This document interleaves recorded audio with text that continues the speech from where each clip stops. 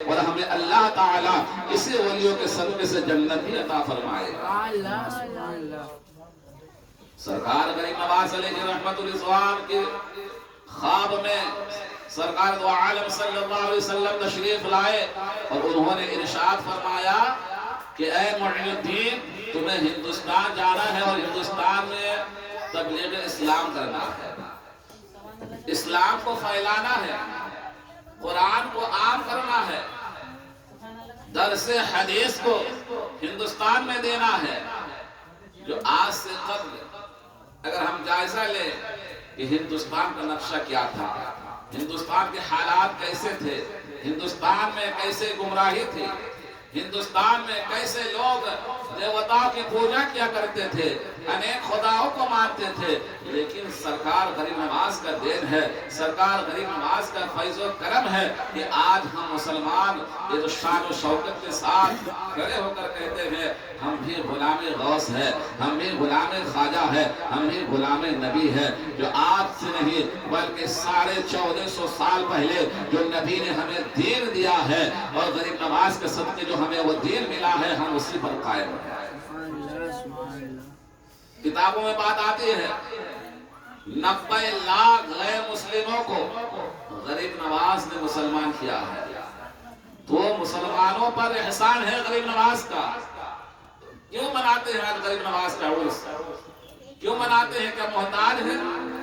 غریب نواز محتاج نہیں ہے، ارے غریب نواز میں غریب کو نوازتے ہیں، یہ وہ دربار ہے۔ ایک بات یاد آ رہی ہے کہ سرکار اعلیٰ حضرت امام عشق محبت فرماتے ہیں کہ ہندوستان میں ایک ایسی جگہ ہے جہاں سے فوراً دعا قبول ہوتی ہے، تو مریدوں نے پوچھا ہے یا اعلیٰ حضرت ایسے کہ امام احمد رضا وہ کون سی جگہ ہے جہاں کھڑے ہو کر دعا کی جائے، جہاں سے دعا قبول ہوتی ہے؟ سرکار اعلیٰ حضرت امام عشق محبت فرماتے ہیں ہندوستان کی ایک واحد جگہ ہے جہاں سے دعا قبول ہوتی ہے، وہ دربار غریب نواز ہے۔ وہ دربار غریب نواز ہے جہاں سے دعا قبول ہوتی ہے کہ سرکار غریب نواز کے بارگاہ میں اگر کوئی ادنا جاتا ہے تو اسے آلہ بنا دیتے ہیں، اگر کانٹا جاتا ہے تو اسے پھول بنا دیتے ہیں، اگر وہ قطرہ ہوتا ہے اسے سمندر بنا دیتے ہیں۔ سرکار غریب نواز کے دربار سے کون خالیات لوٹا ہے؟ کوئی بتا سکتا ہے؟ میرا آزمایا ہوا ہے غریب نواز علیہ رحمت الرضوان کے بارگاہ میں صرف مسلمان نہیں جاتے ہیں بلکہ ہر مذاہب کے لوگ وہاں پہنچتے ہیں۔ وہ جانتے ہیں کہ غریب نواز کسی کو خالی ہاتھ نہیں لوٹاتے ہیں، غریب نواز کے دربار سے کوئی خالی ہاتھ نہیں لوٹا ہے۔ اگر کوئی بے اولاد گیا ہے اسے صاحب اولاد غریب نواز کے صدقے بنا دیا جاتا ہے۔ اگر کوئی مزدور ہے، اگر کام نہیں کر پا رہا تھا، اللہ کے ولی کے دربار سے اسے مزدوری سے کام مل جاتا ہے۔ اے میرے ملت اسلامی کے چاہنے والوں، ماننے والوں، اب بتاؤ غریب نواز کو دربار رکھتے ہیں جہاں ہر ایک کی سائل کو پوری کی جاتی ہے۔ یہ عطائے رسول ہے، خاندان رسول ہے، نواسہ رسول کے خاندان سے سیدنا غریب نواز کا تعلق ملتا ہے۔ حضرات ہم اسی لیے غریب نواز کو یاد کرتے ہیں کہ غریب نواز ہم پر بے حد کرم کیا ہے، غریب نواز کا ہم پر بے حد احسان ہے، غریب نواز کے صدقے آج ہمیں اسلام ملا ہے۔ تو میرے آقا صلی اللہ علیہ وسلم ہندوستان میں غریب نواز کو بھیجے، اور بھیجے تو ان کا کوئی نقشہ نہیں تھا۔ اگر مجھے یہاں سے کوئی کہے کہ مجھے بمبئی جانا ہے، مجھے وہاں کے راستہ، وہاں کے حالات معلومات کرنا ہوگا۔ اگر ہم انجان ہی چلے جائیں گے تو بھٹکتے رہیں گے، پریشان رہیں گے، لیکن اگر مجھے معلوم ہو کہ بمبئی کیسے پہنچنا ہے، کیسے جائیں گے اور وہاں سے کتنا دوری پر ہمیں جانا ہے، وہاں سے کتنے دوری سے ہمیں سفر کرنا ہوگا، تو یہ لوگوں کو یعنی کھٹمٹ لگتی ہے، یعنی لوگوں کے اندر یہ تاثرات پائی جاتی ہے کہ انسان کو جب تک معلومات نہ ہو وہ آسانی سے پہنچ نہیں سکتا ہے۔ اور ہندوستان اور مدینہ یعنی مکہ اور مدینہ سعودی عرب کتنا دوری پر ہے، یعنی ہزار کلومیٹر کی دوری پر، یعنی سرکار مدینے کے تاجدار نے انہیں بشارت دی ہے، وہاں سے سفر کرتے ہوئے لاہور پہنچتے ہیں، لاہور پہنچتے ہوئے دہلی پہنچتے ہیں، دہلی سے میرے خواجہ غریب نواز اجمیر شریف پہنچ جاتے ہیں، راجستھان پہنچتے ہیں۔ واقعات بہت لمبا ہے، ان کا سفر بہت لمبا ہے، لیکن میں ایک بات کہنا چاہتا ہوں، غریب نواز کو جب میرے سرکار علیہ السلام بھیجے ہیں تو سرکار غریب نواز نے یہ نہیں کہا ہے یا رسول اللہ مجھے تو وہاں کے حالات معلوم نہیں ہے، مجھے تو وہاں کا نقشہ معلوم نہیں ہے، میں کیسے جاؤں گا؟ بھیجنے والے مصطفیٰ ہے، آنے والے غریب نواز ہے، بھیجنے والے مصطفیٰ ہے، آنے والے غریب نواز ہے، اور بھیجنے والے کو بھی معلوم ہے اور آنے والے کو بھی معلوم ہے کہ مجھے کون بھیج رہا ہے، مجھے کیسے جانا ہے۔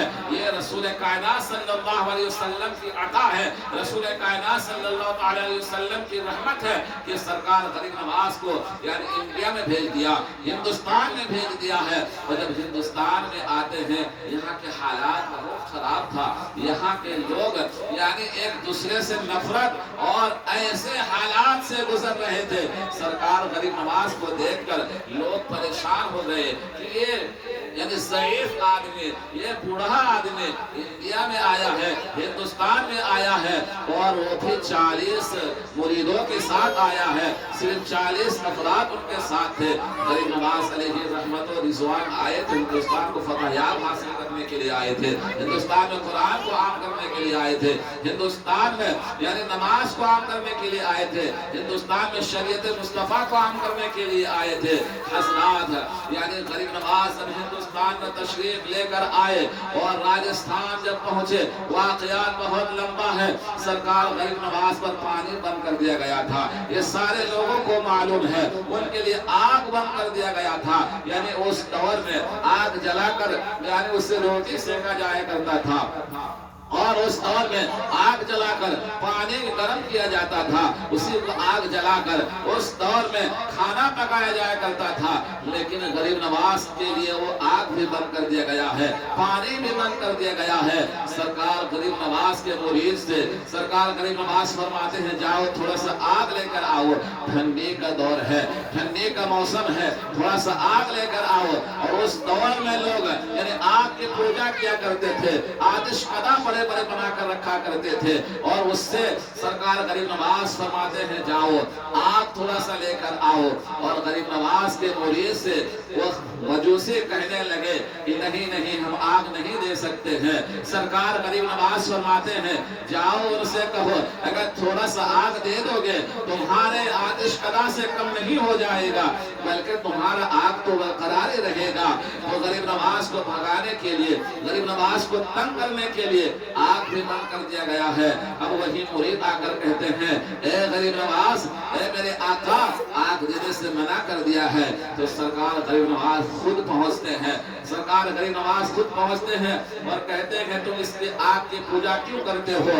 تو آتش قدا کے چاہنے والے مجوسی لوگ کہتے تھے کہ ہم آگ کی پوجا اس لیے کرتے ہیں، آگ کو اس لیے مانتے ہیں، آگ بڑی طاقتور ہے، آگ کے اندر طاقت ہے، آگ کے اندر خصوصی یہ ہے کہ آگ اگر کسی پر گر جائے تو اسے جلا کر خاک کر دیتی ہے، آگ اگر کسی پر لگ جائے گھر کا گھر جل جاتے ہیں، آگ اگر لگ جائے تو قسم خدا کی یعنی وہ آگ سے انسان پریشان ہو جاتا ہے۔ سرکار غریب نواز فرماتے ہیں تو آگ سے اتنی پیار کرتے ہو، آگ سے اتنی ڈر ہے کہ آگ تمہیں جلا سکتی ہے، آگ تمہیں جلا دے گی۔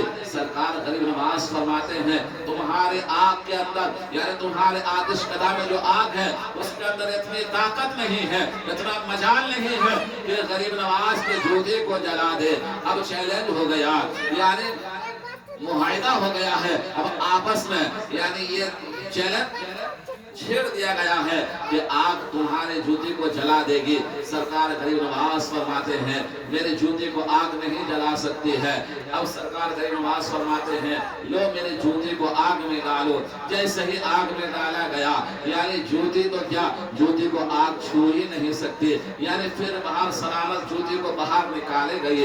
اس کے بعد آتش قدا کے چاہنے والوں سے اس مجوسی سے کہا گیا ہے دیکھا نا تم نے میرے جوتے کو آگ نہیں جلا سکتی ہے، میں نے پہلے کہہ دیا تھا تمہارے آگ آگ کے اندر اتنی طاقت نہیں ہے کہ تمہارے میرے جوتے کو جلا دے۔ سرکار غریب نواز علیہ رحمت و رضوان ارشاد فرماتے ہیں تم کیا سمجھتے ہو آگ طاقتور ہے، لیکن خدا نے اگر چاہا تو تمہارے آگ میرے جوتے کو نہیں جلا سکتی۔ ایسا ہی ہوا، دیکھنے کے بعد کچھ لوگ تو ایمان لے کر آئے، کچھ لوگ اپنے آتش قدا کے یعنی طاقت پر بھروسہ کر کے پیچھے ہٹتے گئے۔ وہیں سے شروعات ہوتی ہے۔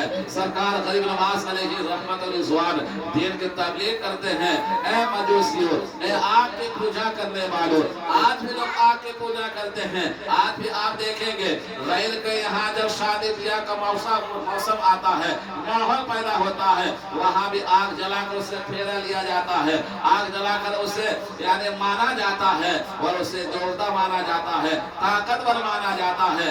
سرکار غریب نواز نے کتنا کرم کیا ہے ہم مسلمانوں پر، سرکار غریب نواز نے کتنی محنتیں کی ہے، سرکار غریب نواز نے کتنی مشقتیں اٹھائی ہے، سرکار غریب نواز اسلام کو یہاں پھیلایا ہے، یہ آسانی سے نہیں پھیل گیا ہے۔ اے ملت اسلامی کے چاہنے والوں یعنی مسلمانوں ذرا غور کرو، غریب نواز علیہ رحمت و رضوان یہ کرامت ظاہر کر کے، یہ کرامت دکھا کر یعنی لوگوں کو اسلام کی طرف لایا ہے، اسلام کی طرف بلایا ہے۔ آج اگر کوئی کہے کہ ہم اللہ کے ولی کو نہیں مانتے ہیں، آج تمہیں ہندوستان میں رہنے کا کوئی حق نہیں ہے، اس لیے کہ ہندوستان میں اگر مسلمانوں کو ایمان کے دولت دیا ہے تو وہ غریب نواز نے دیا ہے۔ تو یہ غریب نواز کا ہندوستان ہے، یہ میرے خواجہ کا ہندوستان ہے، یہ غریب نواز کا کرم ہے کہ ہندوستان میں آج پورے مسلمان نظر آ رہے ہیں۔ اسی لیے کہا جاتا ہے جو اونٹ کو میرے غریب نواز نے بٹھا دیا ہے ہندوستان کے سرزمین پر، جب کوئی خواجہ کے کہنے پر اونٹ نہیں اٹھ سکتے ہیں اور اونٹوں کو بٹھا دیا ہے، اور غریب نواز نے مسلمانوں کے ہندوستان میں بسایا ہے۔ غریب نواز اگر چاہے تو اٹھا سکتے ہیں، غریب نواز چاہے تو نہیں اٹھا سکتے ہیں۔ تو ہندوستان کسی کے باپ کا جاگیر نہیں ہے، ہندوستان میرے خواجہ کا ہندوستان ہے۔ اسی لیے کہا جاتا ہے کہ ہندوستان کے بادشاہ غریب نواز ہے، کرسی پر کوئی بیٹھے بادشاہ تو غریب نواز ہی رہیں گے۔ ہمیں سمجھنا چاہیے، ہمیں سیکھنا چاہیے کہ غریب نواز علیہ رحمت و رضوان کا کتنا بڑا کرم ہم مسلمانوں پر ہے، کتنا بڑا کرم ہے مسلمانوں پر۔ آج یوں ہی ہمیں اسلام نہیں مل گیا ہے، اتنی محنتیں انہیں کرنا پڑا، کتنی مشقتوں کا سامنا انہوں نے کیا ہے، تب جا کر ہمیں آج بآسانی سے اسلام مل گیا ہے، تب جا کے ہمارے پاس آج قرآن ہے، تب جا کے ہمارے پاس آج نمازیں ہیں، تب جا کر ہمارے پاس آج اولیاء کرام کا ذکر محفوظ ہے۔ حضرات غریب نواز کو یاد کرو اور غریب نواز سے دل لگاؤ، غریب نواز کے فرمان پر عمل کرو، یہاں بھی کامیاب رہو گے، قبر بھی کامیاب رہو گے، حشر میں بھی کامیاب رہو گے۔ میرے غریب نواز بے نمازی نہیں تھے، میرے غریب نواز بے روزہ دار نہیں تھے، میرے غریب نواز شریعت مطہرہ کا کھلا گناہ نہیں کیا ہے، بلکہ آج بھی جانے والے دیکھتے ہیں غریب نواز کے ارد گرد میں کئی مسجدیں نظر آتی ہیں، اس سے پتہ چلتا ہے غریب نواز پکا نمازی تھے، غریب نواز شریعت مطہرہ کا پابندی تھے۔ تو آج اگر کوئی یہ کہے کہ غریب نواز کے دربار میں ایک قوالیہ ہوتی ہے، یعنی قوال وہاں قوالیہ کرتے ہیں، تو پھر یہاں ہم کیوں نہیں کریں؟ حضرات کسی کے دربار میں کوئی کام غلط کرنے سے وہ جائز نہیں ہو جاتا ہے، یعنی جو غلط ہے تو اسے غلط ہی کہا جاتا ہے، کسی کے کرنے سے کوئی چیز جائز نہیں ہو جاتا ہے۔ جو شریعت میں جسے حرام کہا ہے وہ حرام ہے، شریعت میں جسے جائز کہا ہے وہی جائز ہے۔ شریعت میں شراب پینا حرام ہے، اگر کوئی عالم شراب پی لے تو کوئی یہ کہہ دے گا کہ شراب عالم نے پیا ہے تو جائز ہے۔ اگر جوا کھیلنا ناجائز ہے، اگر کوئی عالم مولوی کھیل لے وہ یہ کہہ سکتا ہے کہ عالم نے کھیلا جائز ہے؟ نہیں، جو گناہ کرتا ہے وہ گناہگار ہے، جو اسے مانتا ہے وہ گناہگار نہیں ہے۔ اس لیے کہ ہمیں یہ دیکھنا ہے، ہمیں یہ چیز کا خیال رکھنا ہے کہ آج جو اللہ کے ولیوں نے ہمیں درس دیا ہے اسی درس کے مطابق ہمیں زندگی گزارنی ہے۔ اللہ تعالیٰ سے دعا ہے پروردگار عالم ہمیں کہنے میں کسی قسم کی بھول چوک ہو گئی ہو، ہم تیری بارگاہ میں صدق دل سے توبہ کرتے ہیں۔ میرے کہنے پر آپ کے سننے میں کوئی کسی قسم کی بھول چوک ہو گئی ہو، میں رب کی بارگاہ میں صدق دل سے توبہ کرتا ہوں۔ آپ بھی میرے ساتھ توبہ کر لیں، استغفار، استغفر اللہ ربی من کل ذنب واتوب الیہ، لا الہ الا اللہ محمد رسول اللہ صلی اللہ علیہ وسلم۔ درود شریف پڑھ لیجئے، نعت کی فرمائش ہے، ایک نعت شریف پڑھ لیتے ہیں، اس کے بعد صلاۃ و سلام پڑھ لیا جائے گا۔ ابھی فرمائش کے آ رہے ہیں